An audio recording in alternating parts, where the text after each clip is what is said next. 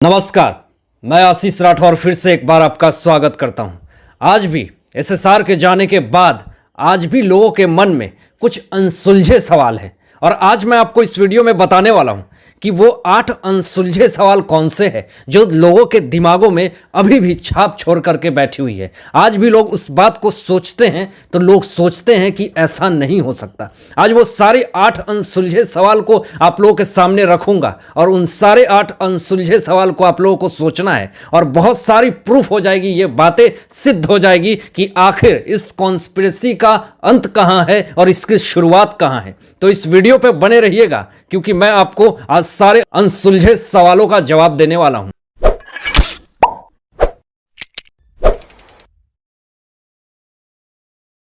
जो पहला पॉइंट है वो ये है कि सुशांत सिंह राजपूत ने आत्महत्या करी या फिर उनका कत्ल हुआ। बताऊंगा दोस्तों कि सबसे पहले सोशल मीडिया पे जो खबरें आई थी वो ये आई थी कि एसएसआर की जो बॉडी है वो पंखे पे लटकी हुई है, लेकिन अभी तक ये बात प्रूफ नहीं हुई। ये सोशल मीडिया पे और लोगों की तरफ फैलाई गई ये कॉन्स्पिरेसी थी। लेकिन बात आगे बढ़ती है तो इसको पूरी तरह से मुंबई पुलिस ये कहती है कि ये पूरी तरह से आत्महत्या है। लेकिन इस केस में सीबीआई आती है। देन उसके बाद एम्स के फॉरेंसिक अध्यक्ष डिपार्टमेंट के सुधीर गुप्ता ने जब एम्स की रिपोर्ट दी सीबीआई को तो उसमें साफ लिखा हुआ था कि इनके शरीर पे कोई भी निशान नहीं है, इनका जो मौत है वो दम घुटने से हुआ है, यानी कि आत्महत्या उन्होंने करी है। ये बातें सुधीर गुप्ता ने कही और उसके बाद टाइम्स नाउ को इन्होंने ये जो न्यूज है, ये रिपोर्ट है, उसको वायरल किया। उसके बाद ये काफी ज्यादा वायरल हुई थी और ये एक्सपोज भी हो गए थे कि ये कहीं ना कहीं इस केस को भटकाने की कोशिश कर रहे हैं। इसमें सीबीआई ने अभी तक कोई भी फाइनल रिपोर्ट नहीं दिया, तो आप किस बेसिस पे इस बात को कह देते हैं कि इसमें फॉरेंसिक रिपोर्ट में यह बात निकली है कि दम घुटने से इनकी मौत हुई है और इन्होंने आत्महत्या करी। आपके पास कोई बड़ा एविडेंस नहीं है, कोई बड़ा प्रूफ नहीं है, आप इस तरह से केस को भटका नहीं सकते हैं। तो उसके बाद एसएसआरियंस जो कि एसएसआर के बहुत बड़े फैंस हैं, उन्होंने भी इस बात को पूरी तरह से खंडन किया था और इस बात को मानने से पूरी तरह से इनकार किया था कि इसका पूरी तरह से जो फंदा मिला है ये कहीं ना कहीं इस केस को भटकाने की और एक तरह की साजिश है। लेकिन आपको बता दूं कि एसएसआर जिस तरह से एक बहुत बड़े स्टार थे, उनको पता था कि अगर मैं सुसाइड करता हूं तो कहीं ना कहीं जो मेरे करोड़ों फैंस हैं उन लोगों के बीच में एक हड़कंप मच जाती। तो यह सोचकर कोई भी एक बड़ा स्टार अगर ऐसी कदम उठाने के लिए सोचेगा तो एक सुसाइड नोट और एक मैसेज तो जरूर देकर के जाएगा ताकि कि देश में हड़कंप ना मचे। दूसरा जो सबसे बड़ा अनसुलझा सवाल है यह है कि क्या सुशांत सिंह राजपूत सबसे बड़े, उनकी मानसिक स्थिति सही नहीं थी, वो मानसिक परेशानियों से गुजर रहे थे। तो आपको बता दूं कि इसमें रिया चक्रवर्ती की सबसे बड़ी पूछताछ होती है और उस पूछताछ में वो बताती हैं कि एसएसआर काफ़ी डिप्रेशन के शिकार थे, वो हमेशा उदास रहते थे। लेकिन आज तक उनकी बहन ने ये बात कही नहीं कि मेरा भाई कभी भी उसको बाइपोलर था, वो हमेशा खुश मिजाज था, वो अपनी हमेशा कोई भी काम को करता था तो बहुत ही खुश मिजाज होकर के करता था।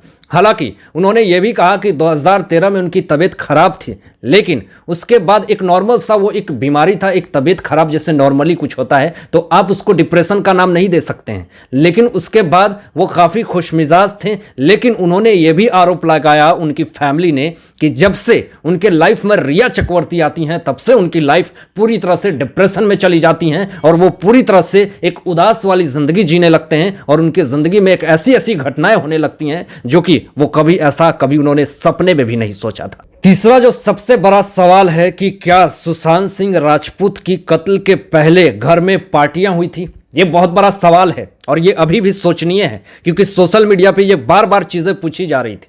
आपको बता दूं कि उसके जो माउंट ब्लैंक बिल्डिंग है उसके एसोसिएशन ने शायद ऐसी अफवाहें उड़ रही थी कि पार्टियां हो रही हैं जिस कारण से काफ़ी ज़्यादा मुसीबतें पड़ोसियों को हो रही है। तो एसोसिएशन ने उनको बोला था कि भैया पार्टी को बंद करो। लेकिन जब इन्वेस्टिगेशन होती है, जब पता चलता है तो इस बात का भी खंडन होता है क्योंकि उस वक्त कोविड-19 लॉकडाउन का समय था और ऐसी स्थिति में किसी भी जगह पे और किसी भी फ्लैट में पार्टियों का तो माहौल हो ही नहीं सकता है। और ये सारी अफवाहें फैलाने के बाद फिर कहा जाता है कि एसएसआर सुबह उठते हैं, फिर जूस पीते हैं और फिर आत्महत्या कर लेते हैं। ये कैसी वाहियात फिलॉसफी थेसिस झाड़ी गई है जो कि साफ लगता है कि ये कहीं ना कहीं इस केस को भटकाने की कोशिश करी जा रही है और इस केस को पूरी तरह से गलत साबित करने की कोशिश करी जा रही है। चौथा और सबसे बड़ा पॉइंट है कि क्या सुशांत के मामले में दिशा सालियान का जो कत्ल है वो कहीं ना कहीं कनेक्शन है दोनों का। लेकिन जिस तरह से उनकी फैमिली इस बात से पूरी तरह से मना कर देती है कि नहीं, इसका कोई भी कनेक्शन नहीं है और इस केस में कोई भी उनकी फैमिली इन्वेस्टिगेशन नहीं चाहती है, सबसे बड़ी बात तो यह है। लेकिन आपको बता दूं कि दिशा शालियान जो हैं वो एसएसआर की मैनेजर थी, कुछ ही दिन पहले उनकी भी इस तरह से कत्ल होती है। क्या होता है ये तो जांच का विषय है, अभी तक इन्वेस्टिगेशन चल रहा है।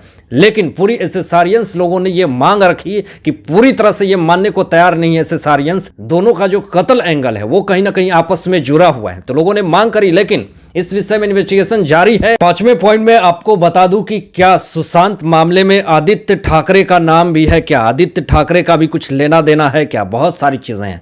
आपको बताऊं कि बहुत सारे लोगों ने यह सवाल पूछी कि क्या आदित्य ठाकरे इस केस में इन्वॉल्व हैं। आपको बता दूं कि बीजेपी के पूर्व नेता नारायण राणे ने यह बात कही थी कि एक ऐसा बहुत बड़ा नेता है जिसको बचाने की कोशिश करी जा रही है, इसलिए इस केस को सीबीआई को नहीं सौंपी जा रही है।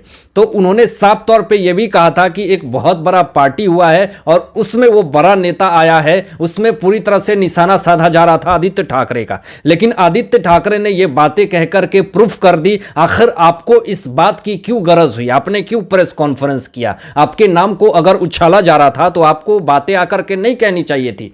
सफाई वही झाड़ता है जो कहीं ना कहीं गलत हो, चोर के दारी में हमेशा तिनका होता है। लेकिन जिस तरह से वो आकर के प्रेस कॉन्फ्रेंस करते हैं और जिस तरह से इस बात का खंडन करते हैं कि भैया मैं तो नहीं था इस चीज में, मुझे क्यों घसीटा जा रहा है। लेकिन कहीं ना कहीं अभी भी लोगों का आरोप यह लग रहा था कि उस दिन जो पार्टी हुई उसमें एक बहुत बड़ा नेता है। लेकिन क्या पूरी चीजें निकल करके सामने आई है वो अभी तक तो सीबीआई बताएगी इस केस में कहां तक वो पहुंची है। सुशांत मामले में बॉलीवुड माफिया का नाम क्यों घसीटा गया, क्या रोल है इनमें, इनका बता रहा हूं आपको। सबसे पहले आपको बता दूं कि कुछ बड़े बड़े गैंगिज्म ग्रुपिज्म जो चलाते हैं बॉलीवुड माफिया के रूप में, उनको कहीं ना कहीं अपने प्रोडक्शन हाउस से बायकॉट कर दी जाती है, बैन कर दी जाती है। जिसके बाद जिस तरह से कंगना रनौत पूरी तरह से माफिया गैंग को एक्सपोज करती है, तब जाकर के लोग, जैसे उसमें बड़े बड़े प्रोडक्शन हाउस के लोग थे जैसे कि करण जौहर हो गए, संजय लीला भंसाली, आदित्य चोपड़ा जैसे बड़े बड़े प्रोडक्शन हाउस थे। जब बात आगे बढ़ती है तो उसमें फिर सलमान खान, सूरज पंचोली के साथ जिस तरह से झगड़ा होता है,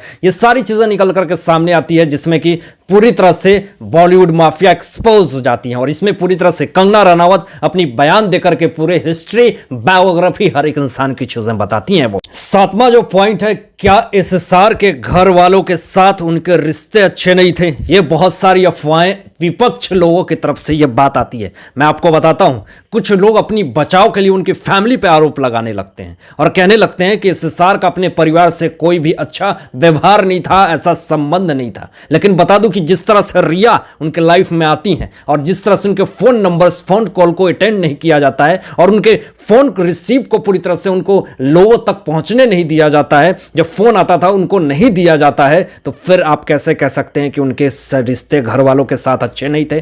और आपको यह भी बता दूं कि जिस तरह से उनके पिताजी पे यह आरोप लगाया जाता है कि ये जो हैं इनके पिता, वो एक पत्नी के मरने के बाद दूसरी शादी कर लेते हैं। अरे ऐसे इंसान, ऐसे लोग कैसे ऐसी अभद्रता वाली आरोप लगा सकते हैं। उस नेता को पूरी तरह से, जिस नेता ने ये आरोप लगाया था, हालांकि उसने बाद में ये बातें माफी भी मांगी थी, क्योंकि उनके पिताजी की जो बहन थी, उनके भाई ने ऐसा साफ अक्षरों में इस बात का खंडन किया था और कहा था कि ऐसा कोई भी बात नहीं है। 8वां और लास्ट पॉइंट है, जिस केस में इस तरह से एसएसआर मामले में जिस तरह से ड्रग्स का एंगल आता है, पूरी तरह से आरोप लगते हैं, पूरी तरह से एक्सपोज हो जाता है पूरा माफिया। जिस तरह से बॉलीवुड इंडस्ट्री में ड्रग्स का कारोबार हो रहा है, एनसीबी जिस तरह से हर एक पेडलर को पकड़ रही है, और उसके बाद तो उनके ऊपर ही अफवाह फैलाने की कोशिश करी जा रही है कि एसएसआर ही ड्रग्स लेते थे, मैरिजुआना लेते थे अपनी फैमिली के साथ। इस तरह के उसके ऊपर अपमान लगे, इस तरह का लांछन लगा।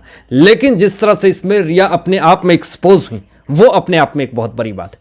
हालांकि इस केस में ड्रग्स का एंगल आने के बाद बहुत सारी चीजें खुल करके सामने आती है, लेकिन इन सारे पॉइंट को जानने के बाद और समझने के बाद, और ये 8 अनसुलझे सवाल जो अभी तक लोगों के मन में अभी भी एक खौफ पैदा करती है, एक सवाल पैदा करती है कि आखिर इन सारी चीजों में क्या सत्यता है, कौन सी बात सत्य है। लेकिन मैंने अपने विचार व्यक्त करे जो कि इस लोगों के, अपने हमारे ऑडियंस और व्यूअर्स की तरफ से ही हमारे पास जो विचार आए थे, हमने आप लोगों को दिया।